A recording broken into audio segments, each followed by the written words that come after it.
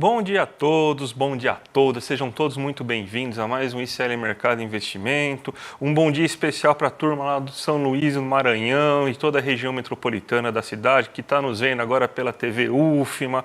Hoje é um dia que vai sair bastante dados aí, principalmente sobre crescimento econômico, boas notícias vindas aí do IBCBR e do monitor do PIB, o FMI revisando para cima, inclusive, a projeção aí para o PIB brasileiro desse ano de 2024. Mas antes de tudo, vamos dar as boas-vindas à Débora, que se recuperou parcialmente e está pelo menos conseguindo fazer de casa o programa. Bom dia, Débora, como você está? Bom dia, André. Bom dia a todos e todas que estão nos assistindo. Bom dia especial aí para o povo que está assistindo a gente da TV UF, mas eu tô me recuperando. Ainda tô com uma cara um pouco ruim, mas eu tô melhor. Eu já consigo aqui conversar com vocês e a gente vai comentar aí sobre os principais assuntos do dia, porque hoje tem bastante coisa. As bolsas também estão mostrando sinais de recuperação. Então vamos ver aí como é que vão se desencadear e desenrolar aí os eventos do dia, porque a gente tem muita coisa e muitos dirigentes, né, de bancos centrais falando hoje. Isso pode mexer um pouquinho com as expectativas. Mas, no geral, é um dia mais de recuperação até agora entre as bolsas globais e a nossa aqui também. Então já vamos para a agenda do dia, ver esse eterno dia da marmota, que é um monte de dirigente do Fed falando e o mundo preocupado para saber quando que vai cair a taxa de juros dos Estados Unidos. Então o que a gente tem na agenda hoje, Débora? Bom, hoje saíram dados, né, logo cedinho, né, cedinho considerando o horário daqui, gente. Então, hoje saíram dados lá do Reino Unido de inflação. Saiu a inflação ao consumidor e núcleo, né, então CPI e núcleo aí que vocês estão vendo na primeira linha, é a inflação de preços ao consumidor e o núcleo dessa inflação. Eles vieram bem dentro do esperado, até um pouquinho abaixo do esperado. Isso até já trouxe um fôlego nas bolsas europeias. Eu vou comentar um pouco mais sobre quando a gente for falar da abertura dos mercados e da recuperação, dos sinais de recuperação que a gente está vendo hoje entre os mercados globais, mas esse já foi um ponto que teve um peso maior aí na abertura das bolsas europeias, que lá já estão mais no meio do dia do que na abertura, mas esse dado já está pesando desde o momento que as bolsas abriram por lá.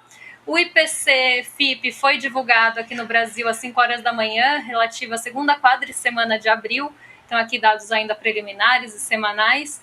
A gente teve também o CPI e o núcleo da inflação da zona do euro, né? Então, índice de preços ao consumidor também sendo divulgados aí da zona do euro, medição final, tá? Então, aqui a gente já teve outros dados de inflação também, ali trazendo fôlego para as bolsas europeias.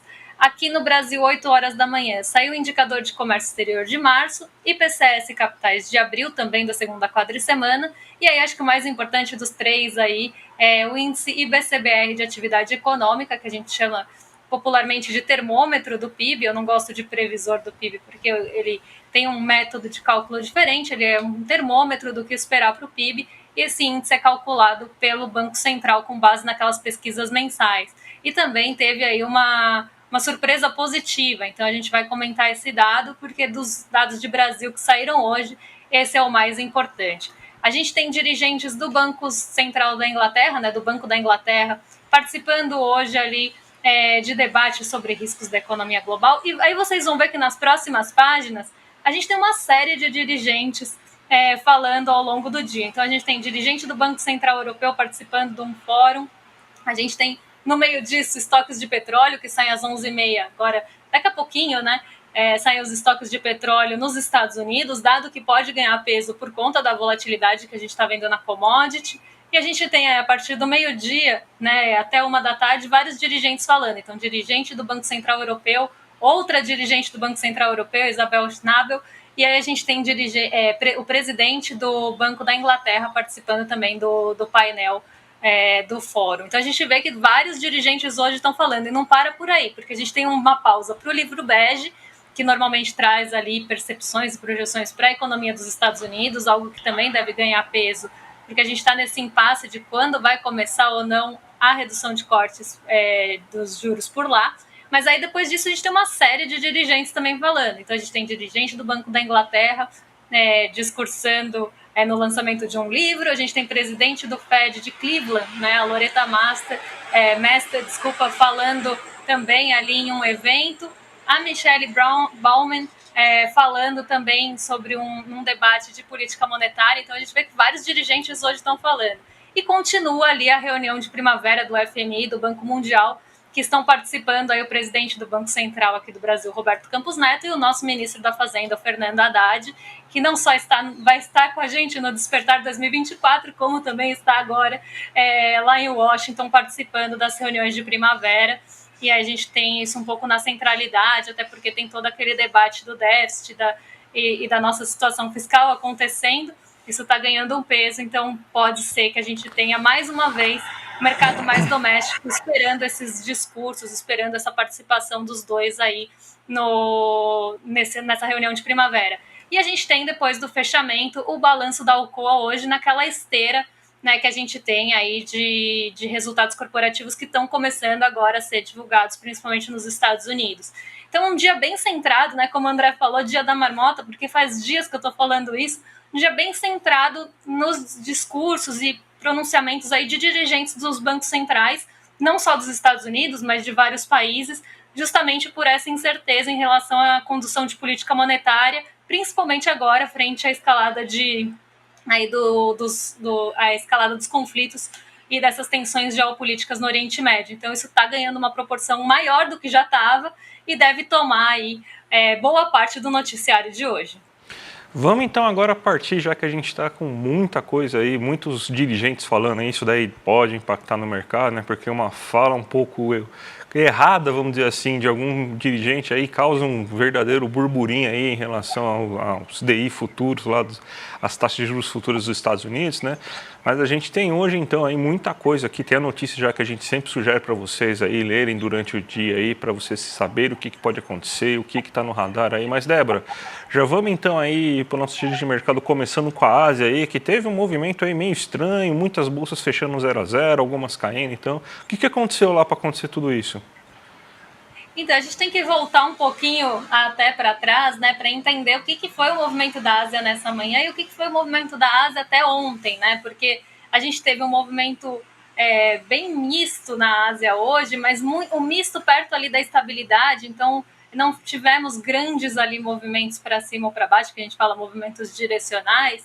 A gente fica, o Nikkei ele caiu 1,32, então eu até coloquei ele aí, porque ele caiu mais que os outros índices de uma forma geral, mas a gente tem que voltar um pouco no dia de ontem. Então ontem saíram dados importantes da economia chinesa, saiu o PIB, né, do primeiro trimestre da economia chinesa e os dados de março de vendas no varejo e produção industrial e formação bruta de capital fixo. Na verdade, né, investimentos em ativos fixos. Então a gente teve essa série de dados sendo divulgados ali na China e parte deles surpreendeu positivamente e parte surpreendeu negativamente. Então o PIB ele ficou acima do esperado. A China conseguiu surpreender ali com a sua divulgação do PIB em 5,3% no trimestre. E a gente tem aí os investimentos em ativos fixos também puxando a surpresa para cima. Então também ficaram acima do esperado e também puxaram ali a parte otimista dos dados da China. As vendas no varejo e a produção industrial, por sua vez, elas surpreenderam de forma negativa. Então a gente teve ali uma divulgação abaixo do que se esperava. Isso começou a trazer um sentimento de cautela maior em relação à China, apesar do crescimento ter ficado acima do esperado e os investimentos em ativos fixos também, o que mostra que a China está tendo investimento e tem possibilidade também de crescer ainda mais com base nisso, mas a gente teve esse outro lado puxando as expectativas para baixo, né? Então, eu diria até o mau humor foi mais puxado por esses dados que surpreenderam negativamente. E além disso, a gente teve outro dado sendo divulgado lá na China, esse que traz bastante preocupação, porque ele é relacionado ali a um setor que já está trazendo fragilidade. Então a gente teve a divulgação de dados ali em relação ao setor imobiliário chinês, e aí os preços das novas moradias na China atingiram o menor patamar ali em 9 anos. Então, mostrando a fragilidade do setor, né, e explicitando essa fragilidade do setor imobiliário na China. Então, a gente tem uma série de dados, né, parte positiva, parte negativa, e esse outro dado que foi divulgado até um pouco mais para frente, do setor imobiliário, que acabou trazendo uma conjuntura ruim, né, de uma forma geral, apesar de dados muito positivos de crescimento e investimentos em ativos fixos, o restante ficou ali até com mais evidência. Isso trouxe uma sensação, né, um mau humor, um sentimento de cautela grande na Ásia ontem, e isso afetou muito aqui nosso Brasil. Né? Então, nossa bolsa caiu, não só por esse motivo, mas por todos os outros. Né? A gente teve, novamente, os juros dos rendimentos dos Estados Unidos, né, das treasuries, dos títulos de dívida por lá subindo, os DIs aqui acompanhando esse embrolho aí em relação a quando vão começar ou não os cortes nos juros por lá. E aí a gente tem a participação dos dirigentes, porque ontem vários dirigentes falaram ao longo do dia, inclusive o Jerome Powell, que é o presidente do Banco Central dos Estados Unidos, também participou ali de um evento e acabou dando alguns sinais em relação à condução de política monetária. E o mercado entendeu, né, com base nos 2 pronunciamentos que a gente teve ontem, que ficaram muito na centralidade, que os Estados Unidos podem cortar só 0,25 ponto percentual de juros até o final do ano, que esses cortes podem começar só em setembro mesmo. Então isso trouxe ali um mau humor muito grande, por isso que a gente fala sempre dessa centralidade e desse olhar, né, como esses dirigentes ficam no radar, e seus pronunciamentos ficam no radar, porque eles acabam trazendo ali um sentimento de aversão a risco e propiciando esse sentimento de aversão a risco, porque os juros começam a subir. Isso aconteceu ontem, e aí a nossa bolsa aprofundou as perdas, até porque a gente sofre mais com esse sentimento de aversão a risco. Então, no momento que a gente vê, né, os rendimentos dos títulos do Tesouro dos Estados Unidos atingindo as máximas desde novembro, a nossa bolsa também cai ali, consolidando a sua pior sequência de quedas, também desde o momento que as taxas de juros dos Estados Unidos estavam mais altas, né, do ano passado ainda. Então, aqui a gente vê, né, esse sentimento chegando aqui no Brasil e, junto a isso, todas as incertezas em relação aí a Israel e Irã, se Israel vai ou não responder ao contra-ataque que aconteceu do Irã. Então a gente tem toda essa seara aí junta, né, acontecendo, e todo esse imbróglio junto aí, e aí isso está dificultando muito o apetite pelo risco. E as nossas bolsas, né, eu digo países emergentes aqui, sofrem mais com isso, por isso a gente teve até um movimento bem mais negativo ontem. Então foi a junção dos dados da China com os dirigentes do Fed falando, escalada das treasuries dos Estados Unidos e possível escalada também dos conflitos no Oriente Médio. Tudo isso causou um sentimento bem negativo, nossa bolsa caiu muito e hoje ela tem tendência de se recuperar, mas eu explico daqui a pouco quando a gente for falar da abertura. Mas aí estou tentando juntar esses pontos, né, principalmente aí que a gente estava falando dos dirigentes dos bancos centrais, porque isso está ganhando um peso muito grande e tem potencial para levar as bolsas para outra direção, como fez ontem. Né? Então aqui a gente tem que até colocar isso no radar, mas hoje a gente tem uma perspectiva um pouco mais positiva aí para as bolsas, elas estão se recuperando, o Nikkei caiu com esse sentimento misto da Ásia, mas a gente vê, por exemplo, as bolsas europeias mostrando sinais de recuperação aí nessa manhã, por conta dos CPIs, né, dentro ou abaixo do esperado. A gente tem também balanços locais contribuindo por lá. E os futuros dos Estados Unidos, antes da abertura, já operavam em alta. E a nossa bolsa também, né, no futuro de Nova York, operava em alta, mostrando que a gente ia ter um dia mais positivo. Então vamos ver se a gente consegue manter esse fôlego. Isso vai ser muito pautado aí por commodities, mas eu vou explicar daqui a pouquinho para vocês. Então vamos para o Brasilzão, que está com muitos problemas aí, os mercados muito incertos, mas a coisa aqui no Brasil aí, tirando o Ibovespa, a economia real está indo muito bem, obrigado, né? A gente tem agora a divulgação nessa manhã aí do IBCBR, que é o termômetro do PIB, né? A gente teve o 4º mês seguido de expansão do IBCBR. Agora a gente teve uma alta de 0,4% na alta do IBCBR, a gente teve uma alta de 0,54% no mês de janeiro. Segunda alta consecutiva, isso daí está mostrando aí realmente que a economia brasileira está crescendo aí nesse primeiro trimestre aí do ano. Isso daí está bem perceptível aí, que a gente está vendo aí o desemprego subindo menos do que deveria para esse começo de ano, nessas questões sazonais. O comércio mostrando boa recuperação, mostrando bons resultados. Os serviços caíram agora no mês de fevereiro, mas mesmo assim a queda não conseguiu fazer com que o IBCBR tivesse resultados ruins, e a gente tem uma indústria que está mostrando aí uma qualidade muito boa, com alta no preço dos bens de capital, com alta na venda de bens de capital, com alta aí em bens de consumo duráveis como geladeira, eletrodomésticos e tudo mais. A gente tem aqui o IBCBR, que na verdade o dado aqui está errado, a gente está com 2,99, esse aqui na verdade é 0,4 que a gente deveria ter aqui, né? Então está errado aqui, mas peço perdão aí a audiência, mas na verdade é 0,4. Mas o que a gente está vendo aqui, quando a gente está colocando aqui em verde a setinha, significa o quê? Que a gente está aí no quarto mês aí consecutivo aí de alta. Isso aí não quer dizer que a economia cresceu 0,4% em fevereiro. Isso daí é apenas um termômetro, até porque a metodologia é muito diferente do que a gente tem,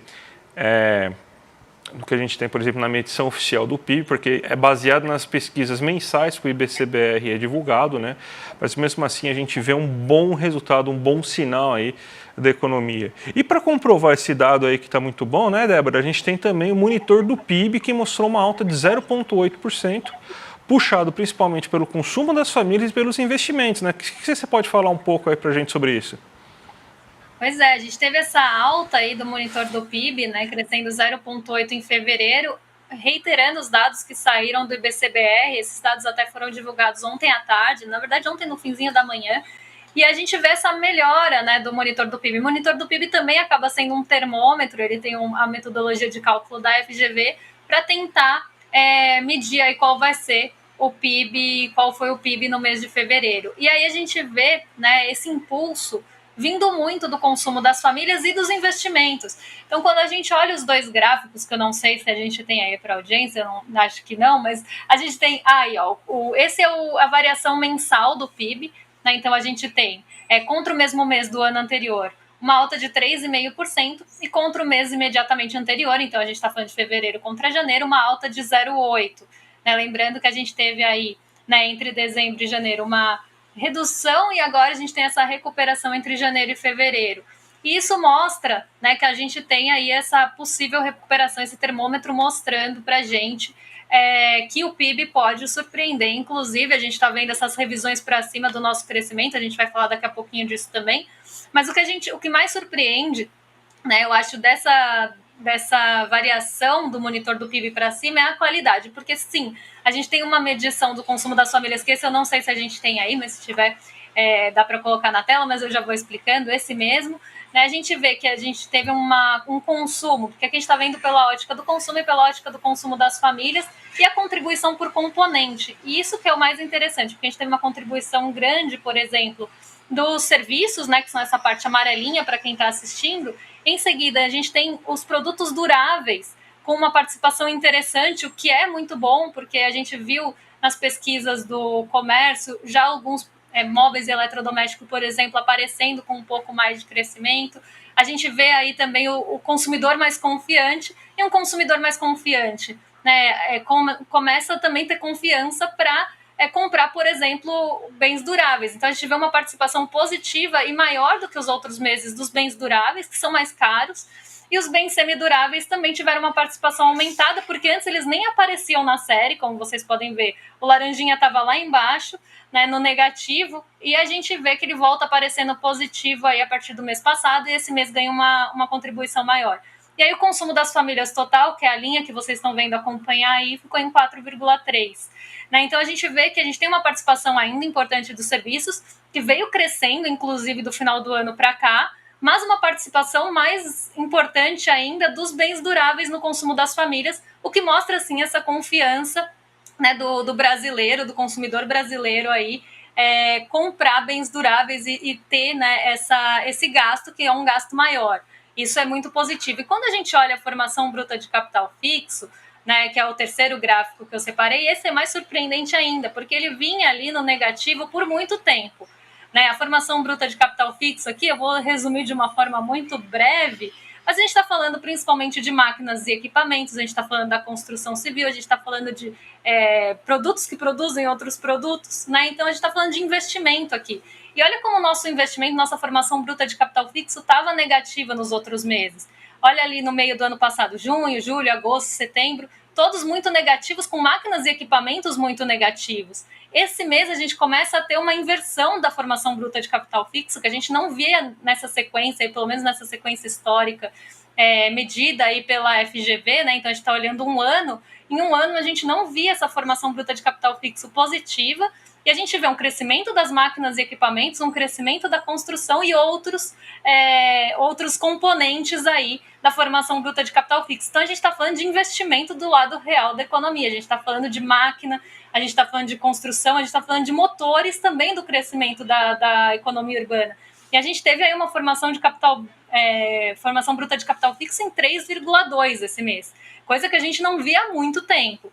Então esse é um aspecto bem positivo, porque o monitor do PIB ele vem acima até do esperado, vem com uma boa, ali um bom termômetro da atividade econômica e com qualidade. Né? A gente vê aí a participação dos bens duráveis no consumo das famílias, a gente vê máquinas e equipamentos ganhando uma relevância positiva, porque até então a gente só via ela caindo aí nos últimos meses. Então a gente vê realmente aí que parece que o brasileiro está mais confiante com o futuro, e a indústria aí também, né? E a parte urbana da economia também, porque a gente vê isso nas pesquisas, né? Quando a gente vê ali intenção de consumo, quando a gente vê pesquisas relacionadas ao futuro da economia, por exemplo, dos setores, a gente vê que o brasileiro está mais, ou até o mesmo empresariado, está mais confiante no futuro do que no presente. E isso mostra aí também essa ótica por meio do monitor do PIB. Débora, 3 minutinhos para a gente fazer a abertura de mercado. Os dados da FMI vão ficar para amanhã, junto com a nossa entrevista aí de toda quinta-feira. Então, 3 minutos aí, Débora. O que está acontecendo aí nos mercados? A gente está no 0 a 0 agora na Bolsa do Brasil, né? A gente tem um movimento hoje bem estável, né? A gente tem uma bolsa aí operando, próxima à estabilidade, mas agora a gente está até puxado um pouco para baixo, porque a gente teve a abertura de Nova York, Nasdaq está caindo, o S&P 500 está positivo, então a gente vê aí essa direção contrária dos índices de nova-iorquinos, né? Mas um ponto importante aí, né, que eu acho que vale a pena comentar é o dólar, né, que ele está arrefecendo hoje. Ontem ele chegou a quase R$ 5,30, respondendo muito aos conflitos e às dúvidas em relação aos conflitos e possíveis escaladas do conflito no Oriente Médio, mas também respondendo às treasuries que ontem, como eu falei no começo do programa, tiveram ali suas máximas renovadas. Então a gente teve um movimento bem ruim para o dólar ontem e para a nossa bolsa também. Hoje a gente tem uma possível recuperação que pode ser puxada pelo minério de ferro. O minério de ferro subiu mais de 4% em Dalian na China, está atingindo sua 7ª alta consecutiva, então a gente tem aí o minério de ferro, desde que a China voltou do feriado, subindo cada dia, né, uma alta de 4% não é pouca coisa. Isso está trazendo um fôlego, que é o que está segurando essa perda aí perto do 0 a 0 e possíveis altas também, né? A bolsa está oscilando entre perdas e ganhos, porque a gente está vendo uma recuperação das ações ligadas às commodities de minerais, né? E quando eu falo minerais, eu estou falando minério de ferro. Então, commodities, a gente está falando de, basicamente, aqui Vale, mineração e siderurgia. Então, está falando de Vale, a gente está falando de Gerdau, CSN. Essas ações, elas têm potencial de subir hoje por conta do minério de ferro em Dalian e também de alguns resultados parciais que já foram divulgados da Vale. Então, a gente tem esse fôlego, vamos pensar assim, trazido por esse lado das commodities. Por outro lado, o petróleo Brent está operando agora entre 88 e 89 dólares por barril. A gente tem uma queda agora de 1% no petróleo. Desde amanhã a gente já estava vendo, até antes da abertura, o petróleo caindo, né? Até porque a gente tem dúvidas em relação à resposta ou não, né, de Israel ao contra-ataque de Irã. Então a gente teve um contra-ataque de Irã em resposta ao que aconteceu lá na Síria, em Damasco, e agora a gente tem, né, Israel querendo revidar o que aconteceu ali do ataque dos drones lá do Irã, e embora esteja sendo recomendado que não tenha essa resposta, Israel quer sim responder. Então se tem uma dúvida se eles vão ou não responder esse ataque. Isso está trazendo uma incerteza em relação ao petróleo, mas saíram dados de poços de petróleo, e hoje saem dados de estoques de petróleo nos Estados Unidos, e como eles vieram acima do esperado, não no caso aí não os estoques que saem agora, mas os que saíram ontem dos poços de petróleo, a gente teve aí uma queda no petróleo Brent. Então o preço do petróleo Brent arrefeceu e hoje continua caindo. Isso está puxando para baixo as ações ligadas ao petróleo aqui na nossa bolsa, que também tem um peso grande. Então é o contrapeso, né? Enquanto a gente tem as ações ligadas ao minério de ferro puxando a bolsa para cima, a gente tem um contrapeso das ações ligadas ao petróleo, e outra aí uma commodity mais energética puxando para baixo. E nisso a gente tem as treasuries que estão num movimento um pouco menos acelerado do que a gente viu ontem, e isso está favorecendo essa queda do dólar a R$ 5,24, que ainda é um patamar alto, mas a gente vê, né, esse possível arrefecimento das treasuries dando espaço para que o dólar caia aqui em relação ao nosso real, até porque a gente tem o fator das commodities também pesando, principalmente as commodities metálicas, e em relação aos pares, que é o que vocês estão vendo aí no DXY, que mede o dólar, né, frente aos seus pares, é uma cesta composta por 6 pares do dólar. Então a gente vê aí o dólar também caindo em relação às moedas mais fortes. Então alguns países emergentes, exportadores de commodities, estão com o mesmo comportamento aqui do nosso real, e o DXY está caindo até menos por conta do peso menor das commodities, estão caindo aqui só pelo fator arrefecimento de treasuries. E a gente vê, né, como falei, a Ásia teve um movimento mais misto, a gente vê o EWZ, que é nosso índice cotado em Nova York, então é o nosso ETF, né, da nossa bolsa cotado em Nova York, ele sobe, mostrando que a gente tem sim potencial de recuperação, mas aqui a gente ainda tem o fator doméstico, a gente tem curva de juros e outros fatores que estão pesando e puxando o Ibovespa para baixo. Mas, no geral, a gente pode ter hoje um movimento bem perto do 0 a 0, sem movimentos muito aprofundados, a não ser que a gente tenha algum dirigente do Fed falando algo que vai dar a entender que os cortes vão ser ainda mais postergados ou que vão ser menores do que já estão sendo esperados, o que eu acho difícil, porque a expectativa é de 0,25, que já é bem baixa, mas a gente pode ter essa mudança de direcionamento dependendo dos dados que saem à tarde. Então a gente está falando de livro bege e os dirigentes do Fed. Mas, por enquanto, né, até esses dados serem divulgados, a Bolsa deve ficar oscilando perto do 0 a 0, com potencial de subir, caso a gente consiga ver aí as ações ligadas à siderurgia se firmando bem no positivo. Então esse é o movimento que a gente tem hoje aí, numa forma geral. Débora, vou me despedir de você antes da gente dar os nossos recados iniciais. Então, Débora, um bom dia, espero que você esteja melhor aí e a gente se vê amanhã. Até amanhã, pessoal. Espero amanhã já estar com vocês no estúdio. Um beijão. Gente, recado importante aí, se prepare para uma experiência exclusiva e inédita aí do Brasil. Uma testemunha vive conhecer um dos maiores líderes revolucionários do século XX. Vai estar com a gente aqui no ICL. A filha do lendário Che Guevara aí, é convidada de honra da próxima aula aberta do ICL. Até a vitória sempre, Che por Aleida Guevara.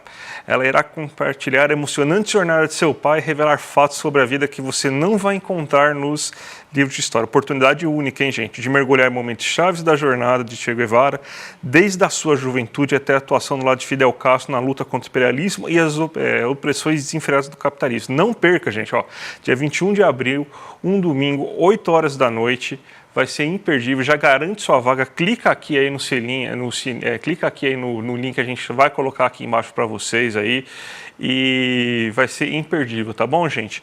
Tá aqui, ó, iclmercado.com.br, e você vai ser direcionado aí para já se inscrever no evento, tá certo? Então, gente, queria só agradecer a presença de todo mundo aí que participou hoje. Vocês vão ficar agora aí com o rolê do William De Luca e também do Guga Noblar, e a gente volta amanhã às 11 horas da manhã com entrevista aí sobre transição energética aí com o Gustavo Andreão. Vai ser imperdível, tá certo, gente? Um abraço para o Maranhão, São Luís e região da TV UFMA, e até a próxima, gente. Tchau, tchau. Pelas ruas de Cuba anda uma lenda viva. Se eu falasse para você que o nome dela é Aleida, talvez você não reconhecesse imediatamente. Mas se eu te falasse que o nome dela é Aleida Guevara, aí eu tenho certeza que você vai saber de quem eu estou falando. Aleida Guevara, filha de Che Guevara, o líder revolucionário mais popular de todos os tempos, se encontrou com o ICL e contou pra gente a biografia dele, seu pai, a pessoa que mais inspirou gerações a lutar por um mundo mais justo. Para você não perder esse encontro, é só você se inscrever no link aqui em cima ou aqui embaixo. E no dia 21 de abril, um domingo às 8 horas da noite, participar desse encontro inédito e exclusivo.